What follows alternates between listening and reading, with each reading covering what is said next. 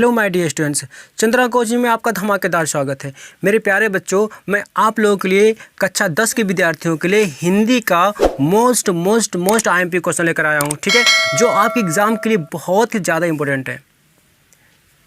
तो चलिए बिना देरी के शुरू करते हैं आज का ये पहला क्वेश्चन। और मैं इसके पहले मैं बता देना चाह रहा हूँ आपको कि आप लोग हिंदी को लेकर बिल्कुल परेशान मत होइए, क्योंकि मैं हिंदी का वह सारा क्वेश्चन दूंगा आप लोगों को जो आपके एग्ज़ाम के लिए बहुत ही ज़्यादा इंपॉर्टेंट है और जो आप लोग पढ़ के अच्छे मार्क्स भी ला सकते हैं हिंदी में, ठीक है। तो चलिए बिना देरी के शुरू करते हैं आज का ये पहला क्वेश्चन। मेरा पहला क्वेश्चन आप देख पा रहे हो, रस से एग्ज़ाम में क्वेश्चन हर साल पूछा जाता है बेटा, ठीक है। तो चलिए देखते हैं पहले क्वेश्चन को। पहला क्वेश्चन क्या कह रहा है आपका, कह रहा है कि हास्य रस अथवा करुण रस की परिभाषा उदाहरण सहित लिखिए, ठीक है मेरे प्यारे बच्चों, यानी कि हास्य रस अथवा करुण रस की परिभाषा उदाहरण सहित लिखिए। तो चलिए देखते हैं हम लोग पहले करुण रस को देखेंगे, ठीक है। यानी इन दोनों में से किसी एक को ही हम लोग को करना होता है एग्जाम में। तो हम लोग पहले हास्य रस को देखेंगे, यानी कि हम बारी बार से हम दोनों को देख ले रहे हैं, ठीक है। जो अच्छा लगेगा वो एग्जाम में आप लोग लिख सकते हैं। तो चलिए बेटा पहले देखते हैं हास्य रस को। तो लिखेंगे हेडिंग में आप हास्य रस की परिभाषा। तो हास्य रस की परिभाषा हम लिखेंगे, देखिए यहाँ हम बोलेंगे यहाँ पर कि हास्य रस की अस्थायी भाव हास होता है, यानी कि हास्य रस की अस्थायी भाव हास होता है, ठीक है। यानी कि इसको हम कह सकते हैं कि किसी व्यक्ति के अनोखे रूप, आकार, वेशभूषा आदि को देखकर हृदय में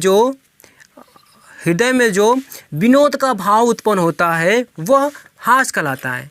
यानी कि किसी को मतलब किसी भी व्यक्ति को अनेकों रूप को देखकर, ठीक है ना, किसी का बहुत ही किसी नाक टेढ़ी है, किसी का हाथ कान ऐसे कुछ, मतलब कि किसी अनोखे व्यक्ति को, जैसे जोकर हो गए ऐसे, ठीक है ना।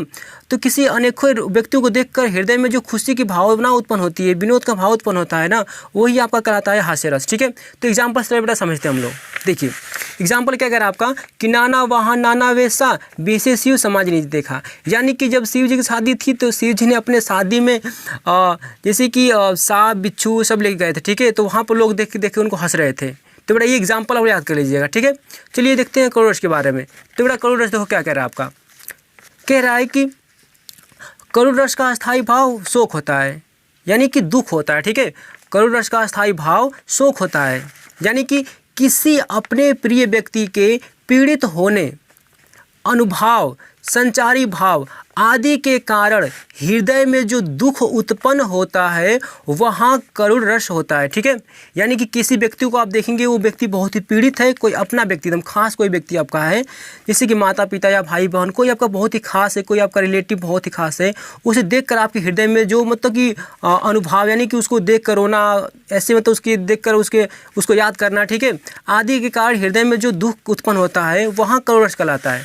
थोड़ा इसके एग्जाम्पल देख लेते हैं हम लोग। देखिए हे खग हे मृग हे मधुकर श्रेणी तुम देखी सीता मृग नैनी। यानी कि जब सीता जी जंगल में खो जाती हैं तो वहाँ पर राम जी ने पूछते हैं, खग मतलब कि पक्षी से, मृग मतलब कि पशु, ठीक है। यानी कि हे खग हे मृग हे मधुकर श्रेणी, यानी कि भौरों से, ठीक है। मधुकर मतलब कि भौरों होता है। तो राम ने पूछ रहे हैं पशुओं से कि हे खग हे मृग हे मधुकर श्रेणी तुम देखी सीता मृग नैनी, कि क्या आप सीता को देखे हैं, ठीक है। तो बेटा आप मुझे पता होगा कि ये क्वेश्चन आपको अच्छी तरह समझ में आ गया होगा। समझ में आ गया हो तो हमारे वीडियो को जल्द से जल्द आप लाइक करिए, सब्सक्राइब करिए और कमेंट करके जरूर बताइएगा कि हमारी वीडियो आपको कैसी लगी।